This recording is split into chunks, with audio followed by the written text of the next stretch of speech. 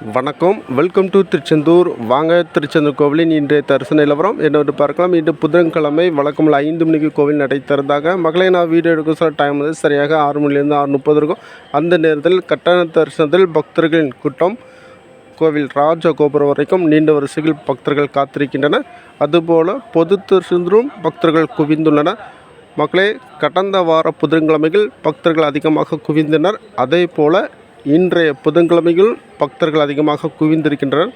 அதனால் இன்று சுவாமியை தரிசனம் செய்வதற்கு குறைந்தது 4 மணி நேரம் ஆகலாம். சுற்றுப்பகுதியில் மக்கள் தரிசனம் செய்வதாக இருந்தால் 3 மணிக்கு மேல் வாங்க.